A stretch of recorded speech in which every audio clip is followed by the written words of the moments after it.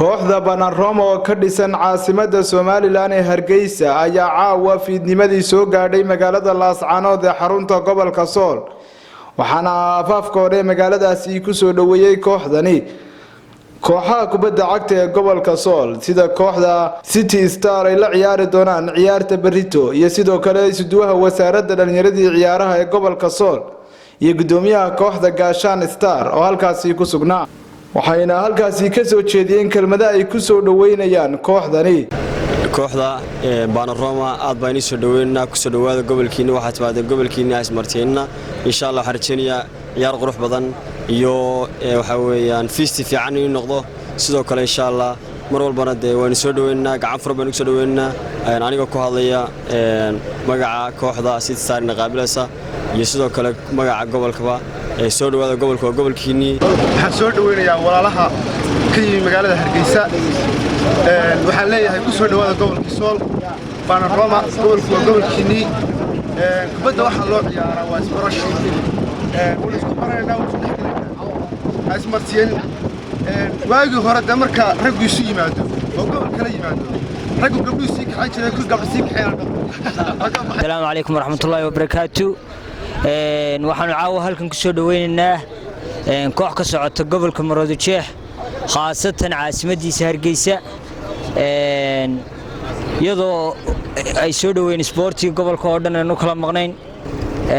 sidoo kale waxa idin soo dhaweeyay wasaaradii oo idin horkacay isduuwi wasaaradda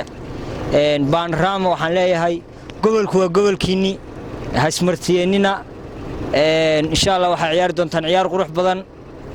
oo aad la dhici doontaan idinna marka caasimadii tagtaan waa gobol baahis waxa manalo soo dhaweeyay inta loo dhaha isuduwaha wasaaradda dhalinyarada ciyaaraha ee gobolka Sool oo horkacay dhalinyarada isla markaasina kala soo safray magaalada Hargeysa ayaa sheegay inuu ku soo dhaweynayo gobolka Sool cid kasta oo ka imanaysa dhammaan gobolada Soomaaliland sidoo kalena wuxuu sheegay in ciyaar aad u xiiso badan ay bari la ciyaari doonaan kooxda City Star oo ka dhisan Laascaanood isla markaasina maalinta labaad ee Jimcaha ay la ciyaari doonaan kooxda SG oo iyaduna ka dhisan degmada Laascaanood inta kadib waxaan halkan uga mahadnaqayaa marka labaad dhalinyarada reer Hargeysa ee uu hogaaminayay runtii waftidan balaaran ay wada hogaaminayeen ha ugu horeeyo Caynaanshe iyo ragga kale runtii la socday oo runtii juhdi badan geliyay sidii ay ku iman lahaayeen gobolka Sool muddana runtii nala soo xiriirayay safarkan waxa la qorsheeyay muddo bil ka hor in ay dhalinyaradan halkan yimaadaan waana siyaasadda wasaaradda dhalinyarada iyo ciyaaruhu in dhalinyarada Jamhuuriyadda Soomaaliland is wada dhex galaan ka gees waxaan u mahadnaqayaa dhalinyarada naadiga heerka koowaad ee City Star oo runtii si sharaf leh uga soo baxay waajibkoodii heer gobol iyo heer naadi oo muujiyay inay yihiin naadi Serie A runtii waxay kaga hor yimaadeen masaafo u jirto 30 mayl dhalinyaradan gobolka Maroodijeex ka socda si ay ugu soo dhaweeyaan waxay ka turjumaysaa taasi amniga xasiloonida iyo horumarka gobolkan ka socda oo runtii aan la soo koobi karin waxaan u rajaynayaa dhalinyarada reer Hargeysa halkan joogta marka koowaad garoonka Cabdi Bile in badan bay maqlayeen berri ayay koow noqonaysaa inay ku ciyaari doonaan labada kooxood runtii anagana matali doona waan ku qanacsanahay sharaf ahaan ciyaar ahaan iyo runtii inay soo bandhigi doonaan waxaad ku faraxdaan sida idinkana la dardaarmay runtii waxaanu rajaynaynaa kuwii ambassador u noqda safiiro reer Soola noqda marka ay ku noqdaan caasimadda dhankooda waxa halkaasi ka hadlay maamulka iyo sidoo kale qaar ka mid ah ciyaartoyda kooxda Banaroma oo ka timi magaalada Hargeysa waxayna ka mahadnaqeen soo dhaweyntaasi ballaaran ee caawa lagu sameeyay afaafka hore magaalada Laascaanood laga galo aad baan ugu mabsuudnay soo dhaweyntiina aad iyo aad baan idinka mahadcelinaa kulay oo mid aan ka shaqeyn waa mid aan kulay aanu geersin doono dhammaan caasimadda soo dhaweyntiina kulay soo dhaweynadii kala wanaag duwan tahay ayba mahadle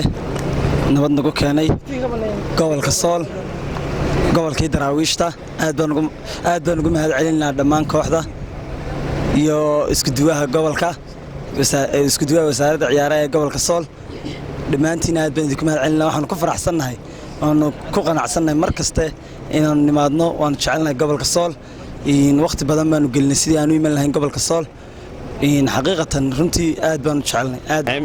aniga waa tababaraha kooxda Banaroma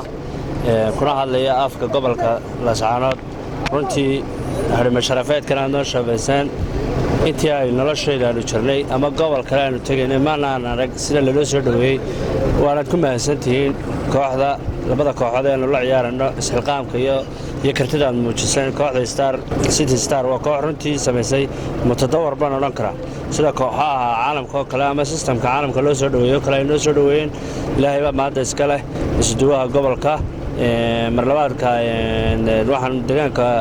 ama gobolka Sool dadka degan oo runtii aan u naqaan anagu markaanu joogno galbeedka dad aad u qiimo badan dad karti badan dad awood badan dad sharaf badan insha Allah waxaan rajaynaynaa inay noo noqoto ciyaarteenu mid tan ka sii socota ama sidaas ka sii duwan midda kale waxaan anigu ku hadlay afka shirkadda Bariga Galbeed tartanka la qaban doono Laascaanood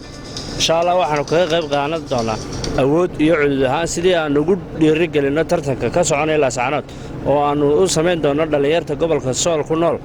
inay noqdaan barnaamij loo sii deyn doono sidii barnaamijyadii hore